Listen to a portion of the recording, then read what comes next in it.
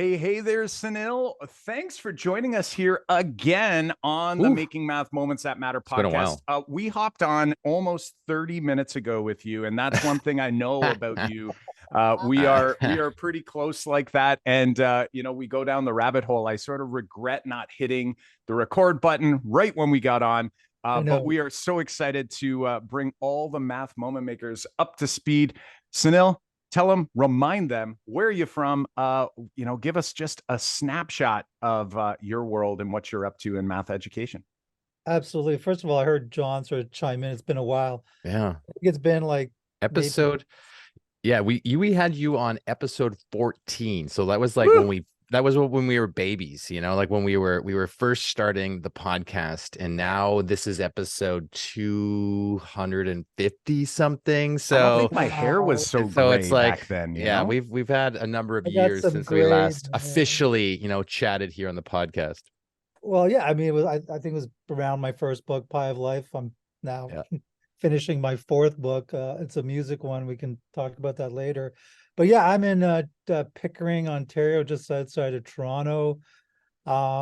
Still doing things very similar to the first time we chatted in that episode 14 in terms of Mm.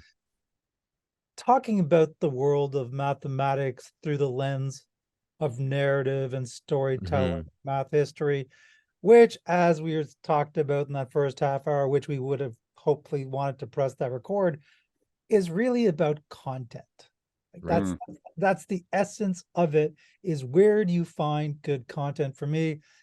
And not always, like I'm not, for a good chunk of my teaching career, I wasn't doing that. It's only after I left teaching, and definitely more now than ever, is that Mm. stories of mathematics which attract me because it humanizes it, but I also find rich, amazing content almost every day. Totally, totally. And I think when we talk content, I think math teachers, I would say, most people who are listening to this are math teachers who are in the coordinator level, or math teachers who are already kind of changing some of their math instruction from, the way I taught for a number of years, which I would probably say I focused only on content. It was like, I'm going to deliver the content. I'm going to deliver the content every day. It's like, I'm just giving out the math procedures, the math instructions. And I think our listeners are kind of moving towards like, hey, can we do that better? And that's why we're listening to the podcast. But I think there's still like that.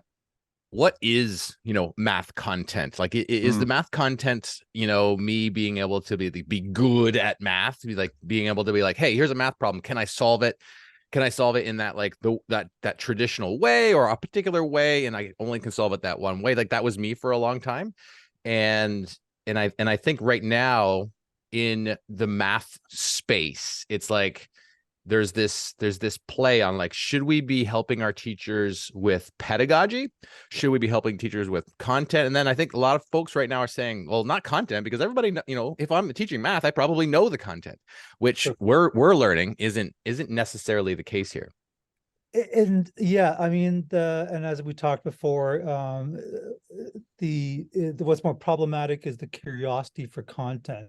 There seems to be this really big appetite for pedagogy, and as we said, I can refer back to that first half hour as though it was like a separate extra pre-podcast Yeah. that subscribers can get somehow, Yeah. but pedagogy isn't student facing.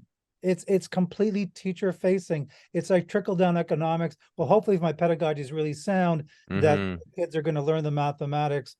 They might, I'm not saying discounting that, but there's no way in the world they're going to be more curious to, let's say, become a mathematician. They might be curious to become a math teacher, but the actual mathematics they're doing has to be interesting. And the analogy I just came up with just this week, as metaphors, as a writer, I just love, especially in this space.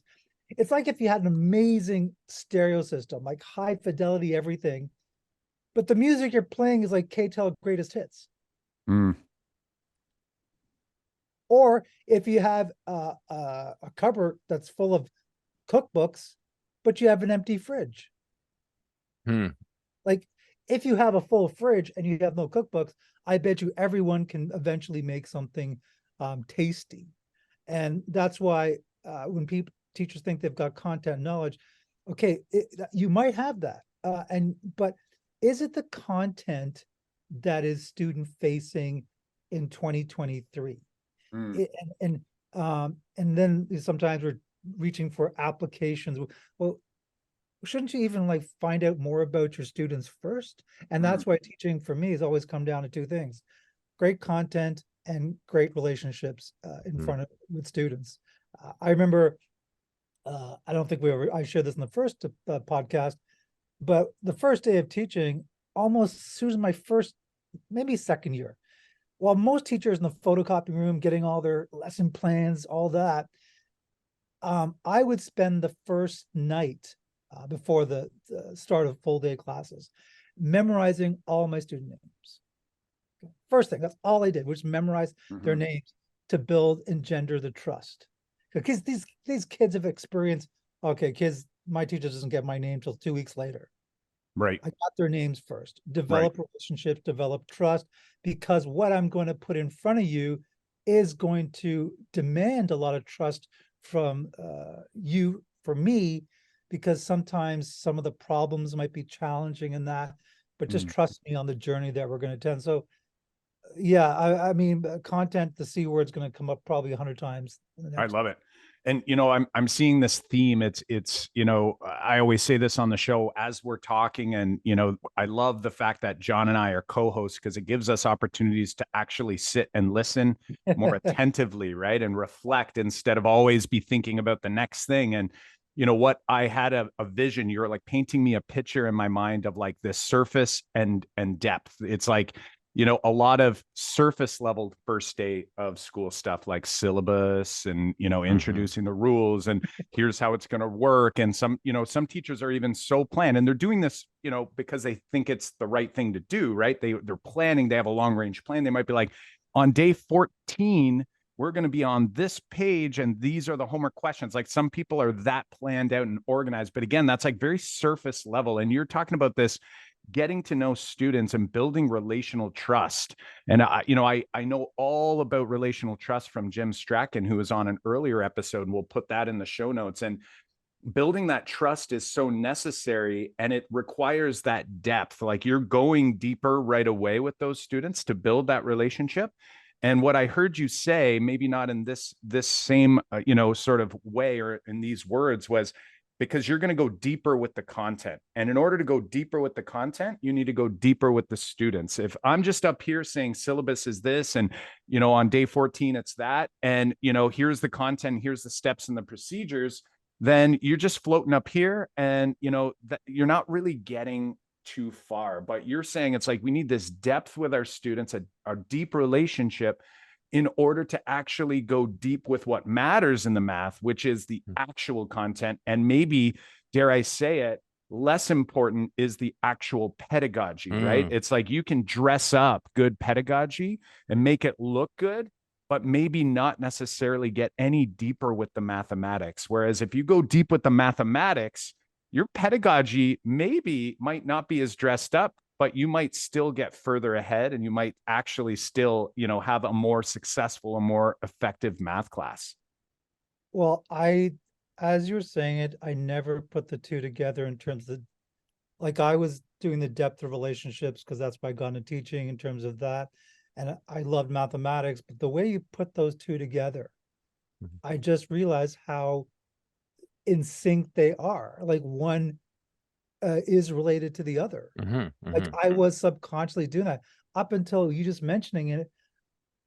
It didn't really occur to me that's what I was doing, that if I was going to forge a deep content dive, I can't do it with a superficial, and I wasn't articulating like that to myself.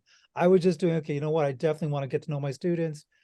And I did say, okay, engendering trust to that, but not to the point where I was going, wow, if you don't do that, I'm not sure you can get to past the superficial.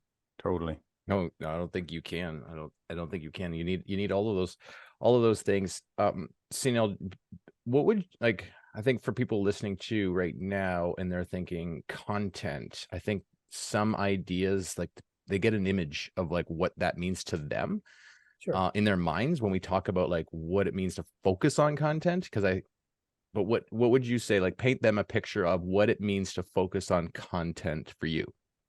Okay, so I'm glad you asked that question, because I was actually going to throw in an actual math question, and this is the perfect opportunity. Sure. First of all, I think it's important to understand that, content's been around for thousands and thousands of years. Pedagogy, in terms of formal education, I don't know, maybe 100. Good pedagogy, only about 20. That P word wasn't around when I started teaching. Right. It was all just basically, okay, have good relationship with your students, give them good math questions, get out of their way. Right. It was really, we've cluttered it up. So pedagogy hasn't been around for a while now. In terms of content, and also this is the other thing too, before I actually dive into my question.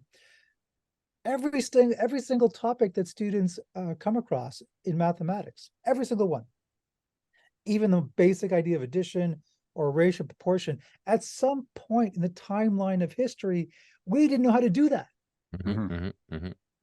Like every day, kids are somewhere in the math history timeline of a collective group of people somewhere Totally. on this continent who couldn't figure that out. Right. And we as teachers always just want to like take, like, it's almost like, imagine like a little person on this timeline and you are like this giant and you could come in, and what we do is like we grab this person, like it's almost like you're reaching in, you're grabbing them by like their arms and you're picking them up, and then you're shuffling them all the way down this timeline and dropping them here. We're like, hey, we're gonna skip all of this stuff because we have already developed the fastest way for you to solve this, and we're going to plop them down. And then kids are like, well, why do I need to solve it that way? Like, why does this matter? And like, why is this important to me? And I love, I mean, we said giant, I think a friendly giant, that's a Canadian thing, right? So, but it is that sort of, picking up, dropping, picking up, dropping. And, one of the things we're all guilty of, because, just the time we spend together in terms of workshops and presentations, and we go to conferences, everything is like within an hour. I mean, some of the most basic mathematics takes more than an hour to actually put together. So let me give you the actual, what I mean by math content. So the number 70, okay. I don't know. I don't know how many times the number 70 has actually come up as a part of a math question, but this is what it, so what I would actually do is, I ask teachers without checking your phones or whatever, and I would almost do this as a group activity and see how long it would take, because this would show the thematic development, understanding of mathematics. So 70 is considered a weird number, okay? The next weird number is 810. So if you pose that to, let's do student facing, right? So kids are going to go, well, why is it weird? I go, well, I could tell you, but let's see if we can figure it out why it's weird. I love right? that. Yeah. Let's It's like, figure it well, I out. could tell you, but then it would be like, then what would we do with the rest of our time? Exactly. I like it's very curious. Yeah. So let's start just telling me anything you know about 70, right? Just spitball, brainstorm. I don't care. And I'll just put stuff on the board. Sure. And maybe the first thing kids will go, maybe 7 times 10. I go, good, perfect. Okay, we're heading in the right direction. So then maybe kids start to give all the multiplication factors 70. Right. Exactly the direction of why 70 is going to be weird. So we write them all down. So this creates a curiosity for the factual fluency, that the back to basics always, okay, back to basics. But guess what?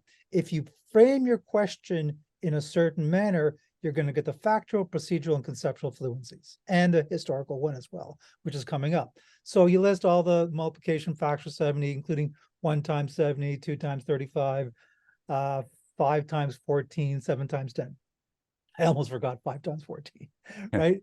And so I go, guess what? This is going to help us to determine why it's weird. So the kids would like stare at it for a while, and now they've taken ownership in terms of, yeah, don't give us the answer. If this is the right path, yeah, you suck them in. Let's suck them in. And then maybe on the side, do the same thing with, let's say 24 or 18, or by the way, I'm specifically choosing those numbers.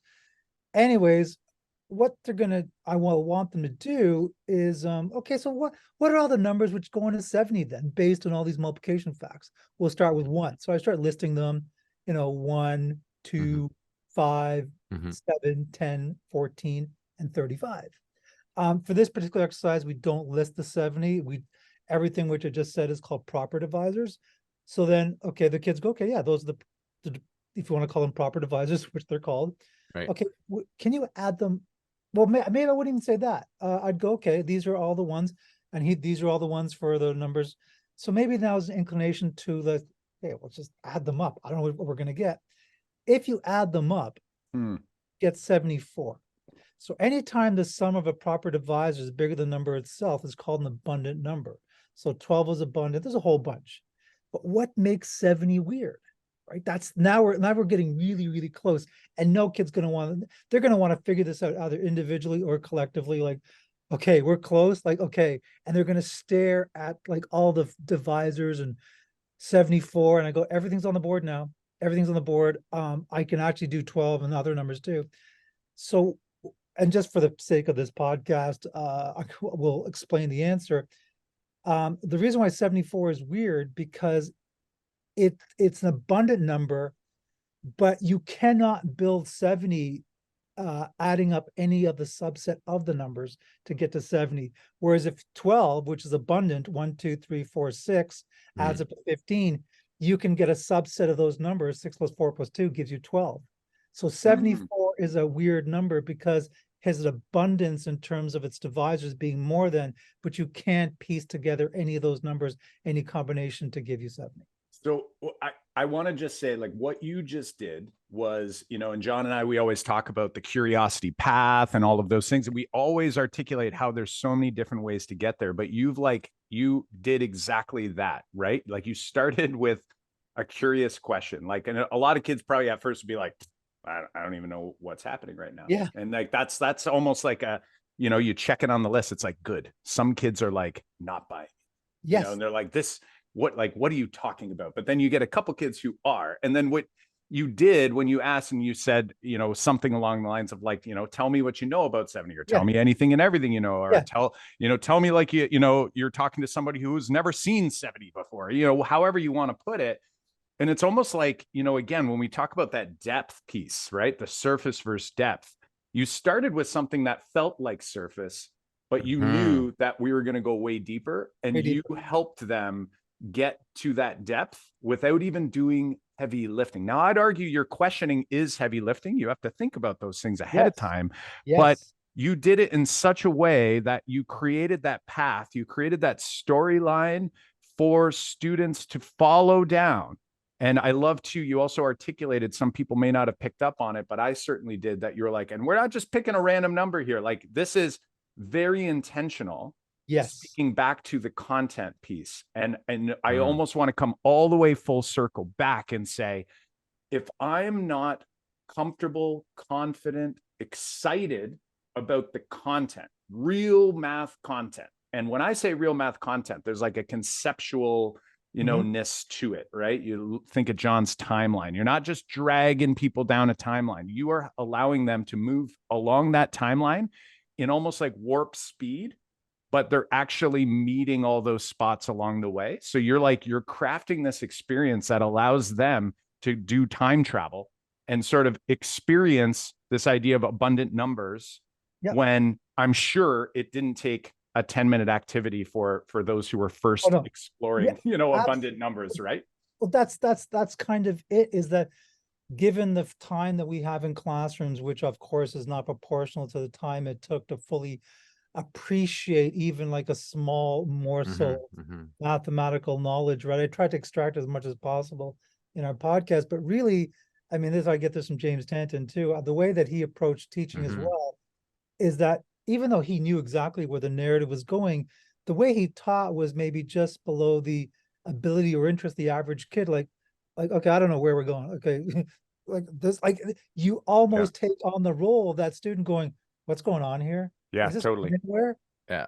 Right. You certainly have to put yourself in those shoes, right? So that you can be like, you can empathize with like, where are they? What are they feeling at this moment? And how do I ensure that it's just the right amount Yeah. Confusion, dissonance, whatever, that it's not going to cause frustration. Well, think about what's happening here. Like if your next move is, you've just uncovered like this kind of pathway, and these are pedagogical moves that you've been making, to kind of get kids to stay in this flow.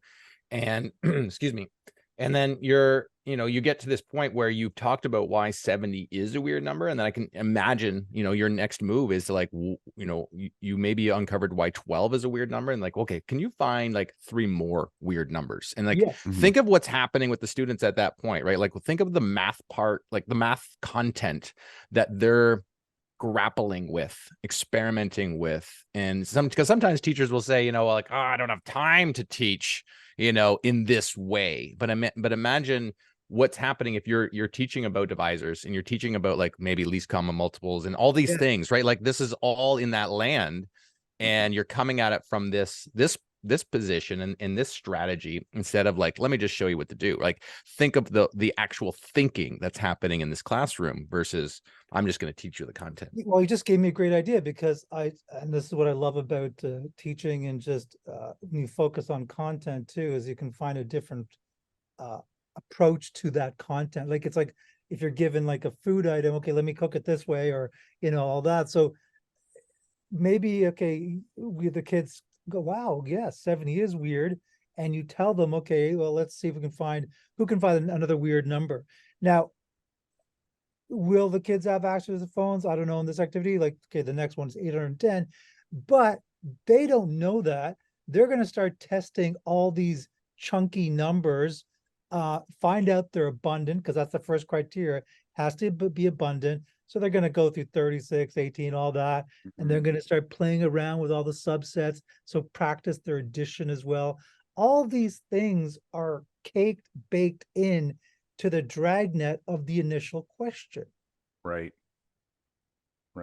Not the initial pedagogical move, but the actual question, which is going to create curiosity. Kids are going to go, okay, we can't find any more weird numbers. Isn't that weird? I go, yes, it is weird. That's why it's called weird, right? Now you can laugh about it. Like, that's why it's called weird, right?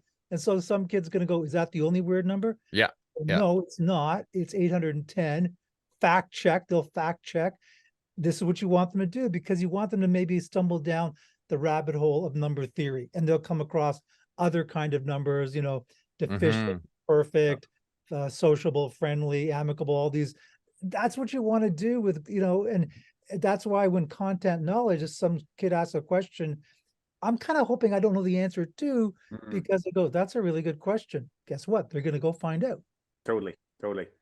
And you're modeling as well that this is what mathematics truly is. The doing of mathematics, it shouldn't be that Sunil knows everything about it, right? You're going to know probably significantly more than students do.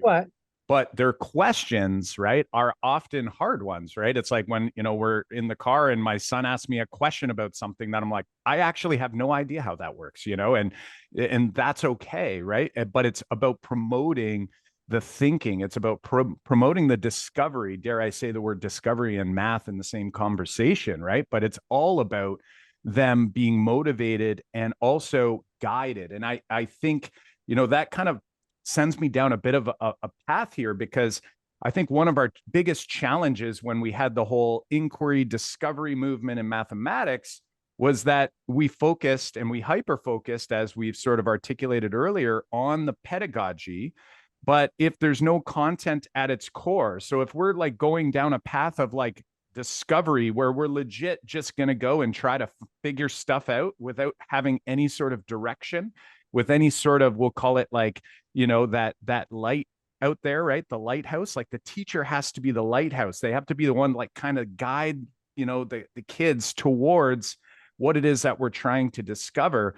And what John and I are seeing is, quite a bit. We work a lot with districts now. We have our district partners. We get on a lot of calls with different district leaders who are looking for some next steps. And what we see is this massive hyper focus on pedagogy, which I'm going to argue we still have a long way to go in pedagogy. So it's not that, that's not important at all, but we see such a lack of focus, and potentially, I would say, a lack of expertise to be able to lead the charge in the content knowledge.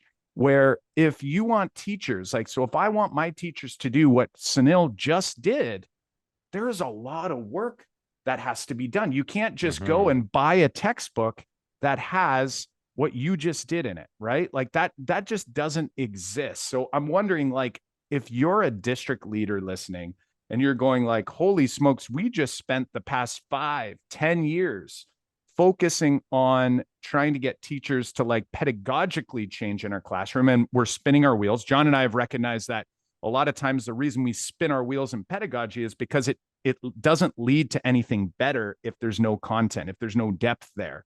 So in your mind, like, if you're a district leader, like, where or what are you thinking about doing in order to try to maybe go deeper in that area to actually have an actual impact on the mathematics that we're teaching our students?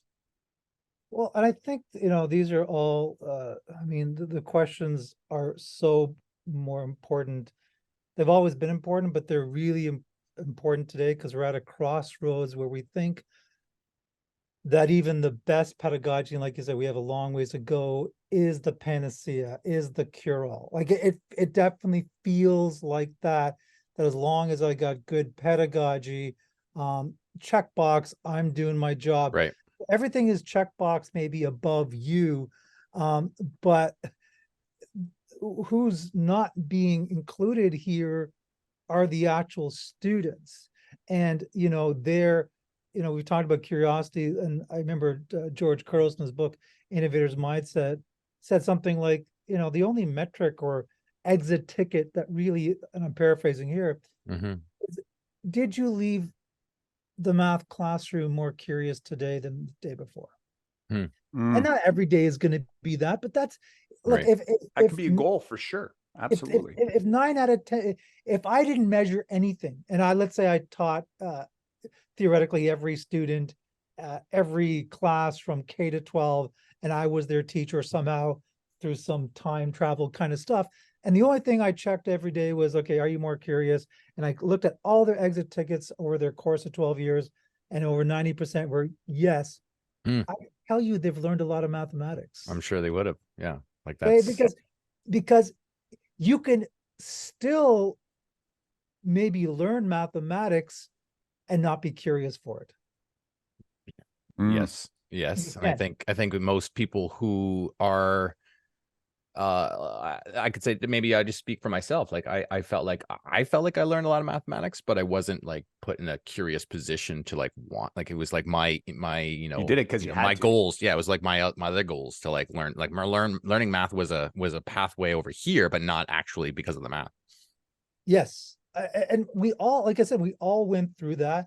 My first couple of years, I only assigned questions because I taught calculus, I think, by my third year, but so first year teaching calculus, I only assigned the questions I could do. Right. Yeah. That's like, a very scary thing as a new teacher, right? You're like, I don't want them to like, take me on here. Okay, I got to make sure this course is done perfectly. Yeah. So guess what? We're going to be doing questions 2A, 3B, 7C, that's it, or something like that. It was something like that. And only by the end did I realize, you know what, I'm just going to assign them all. I'm not going to do any of them, actually. I'm not going to do any of them. And I remember a couple of times I could go halfway through a question, and get stuck, honestly get stuck. Where do you want to do this? You want to park it, come back to it?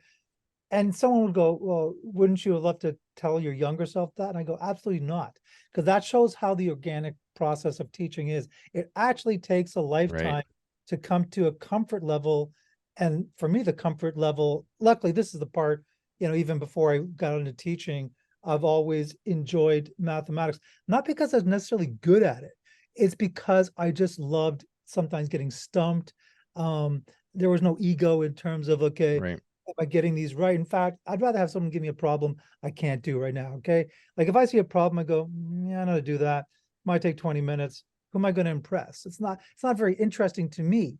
So we have to convey that as part of the narrative to students, like the whole narrative of mathematics has been slow failure. That's really the narrative. And that's where, maybe paradoxically so, that's where the curiosity will come. Will come from the slow, persistent, yes, we can do this. Even that number 70, how long would it take in a classroom to find it's a weird number collectively? It should take a lot longer than just me giving it out, or here's a word number and why. That's a very dangerous move. Yeah, and I think Mhm. you know, like I want to comment a little bit on when you said like it's a we've all experienced that struggle, and we value that struggle, and that, and you mentioned that it was like a career long experience to get to the comfort level of grappling with mathematics, and in feeling like that comfort that you might be uncomfortable with the mathematics. And I think you know, a lot of teachers are maybe uncomfortable with different approaches to mathematics. So like you think of the high school teachers, they just know the one way to solve it, and like, let me just get that out there. Yep. But we've got a history of you know, districts and school districts teaching pedagogy, and you're asking teachers to change their pedagogy, but the pedagogical approaches where we've been asking teachers to change, actually you need to know the content at a deeper level. You need to know like the 3, 5, 7 different ways to solve this problem and come at it from different approaches, because you're at, you know, the pedagogy we're asking people to do is like, let's say we're asking you to let students grapple with problems, and if I don't know how to solve it in 3, 5 different ways, then when a student solves it in a weird way, I don't know how to like do that. So like you've got this weird dynamic happening here where people are saying focus on pedagogy, let's do that, but like teachers aren't actually in a great position to implement that pedagogy because we haven't actually focused on the content. And so where I get worried is if we say like it's oh, you're going to get there, you know, but it's going to take your whole career to get there. Like that part, it's like, wait, can we speed that up for teachers? Because what we're dealing, you know, what we're seeing with districts that we've been partnering with is that probably in the history of that district, there's never been a professional development session, you know, day workshop on the actual understanding and building flexible models and strategies with the mathematics. So think about your division, you know, your division problem with the 70 and why that's a weird number. Like there's never probably been a session where you help teachers understand that mathematical concept so that they are now in a better position to teach that lesson in the classroom. You know, like, I want to, like, what we're trying to do, and I don't want it to be like a 30-year career. By the time you get there, now you're going to be able to like be flexible in the moment. It's like, no, we got to like help our teachers that we're working with get there faster, knowing that you have to grapple with the math, right? So it's like we have to provide more opportunities for teachers to actually do the math so that they are prepared to do the new pedagogy we're asking them to do in the math class with kids.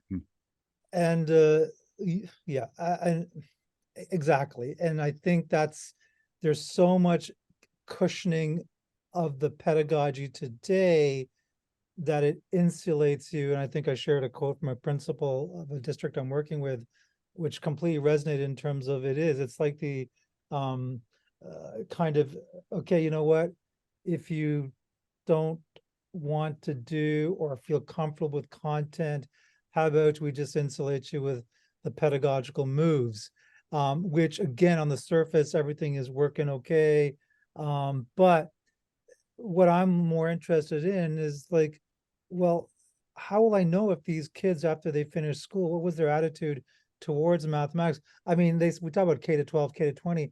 I want K to lifetime. Like I really want the way that I teach mathematics, and I think the way that you guys do as well, is that if you're going to develop a curiosity for content in the classroom, I mean, you want that same curiosity for numbers and mathematics, everything it entails, to have some sort of residue leaving school. It just can't be all for compliance and a external validation in society. Like, you know, the new California math framework came up in terms of, okay, and I loved it. Like they, you know, in terms of careers, community, civic life, absolutely. These are all, you know, heavyweight ideas, but what about just for yourself? Like in terms of what does mathematics do? Like make math moments, right?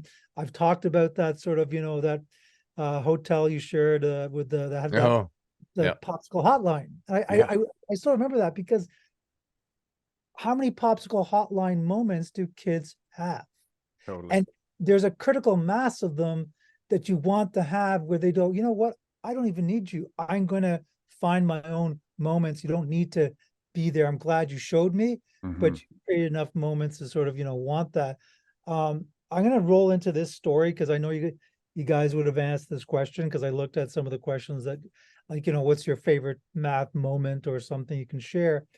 I'm going to have to say it just happened recently, August the 1st. And this really encapsulates, I think, our conversation. I think the power of content. So I gave a keynote August 2nd for Silicon Valley Education Foundation. They invited me to speak. Okay, I'm out in San Jose, and I asked the person who invited me, okay, anything else you want me to do, teachers, whatever. And she said, without even flinching, Sunil, would you like to spend a whole day in a juvenile detention center? And I said, oh, yes, yes, right away. So that was August the 1st. I came in, and almost over 95% Latino kids. What I didn't know was they didn't know I was coming in, and they were coming into this library period in which they only get 30 minutes of library per week. And that library time is sacred. They get to sign up books, magazines, stuff they're interested in. And here's this goofball from Canada coming in to do math. And I had to go, like, I had to think on the spot, okay, what am I going to do to going back to trust? So first of all, sat down, didn't stand up. I didn't talk about I just said I'm from Canada and I want to be here. Didn't talk about I'm an author. They don't care about that kind of stuff. Okay. They had their arms crossed and you could see their tattoos. And like, I sat down and I said this: you are under no obligation. I kind of raised my voice. You're under no obligation. I looked them each in the eye. I go, you're under no obligation to trust who I am. You don't know me. You don't have to trust me. But perhaps could you trust the mathematics that I'm going to show you, which is now only for 10 minutes. So I got 10, 15 minutes for these guys, got their arms crossed, showing their tattoos and everything. Like, they've got bigger fish to fry in the big scheme. I'm cutting into the library time. Good luck, Sunil. Anyways, the person who invited me, Bernadette Saragino, who's the new California Math Council president. Luckily, she witnessed it. I mean, you guys would have believed me anyways, but she witnessed it. So I did math content and I showed them, I think, if you're familiar with the birthday cards where you can guess the people's birthdays. Yep. Right. So I put that on the TV screen, plus I gave them a handout, and I asked the kids, okay, one by one, just find your birthday in as many of those cards as possible. Tell me which card numbers, just double check, and I will tell you your birthday right away. And the first kid who volunteered, like I said, it was like after 2 seconds, and he said WTF. And I counted WTFs in that whole day. There's probably about 100, but they were said in a positive way. Right. And, Yeah. right. And of course, I said to these kids, I bet you if I don't tell you how I do this, it'll bother you, one of you at least, for a very long time. And one of them was honest, going, yeah, it would bother me. Look at these kids are in a juvenile detention center. They're sleeping on 3-inch mattresses, 30 minutes of library time. This is not their biggest concern, yet in the moment, it was. And so when I showed them doing it in terms of binary, that yes, for example, 22, how did I find 22? I simply added the corner numbers, because the kids actually figured out that the doubling numbers were one in the top left-hand corners. And I said, the only way to make 22 is with 16, 4, and a 2. If I can use those switches on and off, then I showed them binary and code. And that was really all I did. I did one more base 2 problem. And I kid you not, every single one of those kids, they came in small groups for security reasons. Every single one of those kids left smiling, laughing. A couple of them even gave me fist pumps, like, hey, like, that meant far, far, far more to me than one of those kids doing that, because I get to go back to my kids, safe home and all that. Yeah. They're going to go back into that. So when teachers make excuses, well, my kids can't do this or this and that. Right. I have zero patience. I love, like, the part that just hit me there, as we're coming here to a close in this.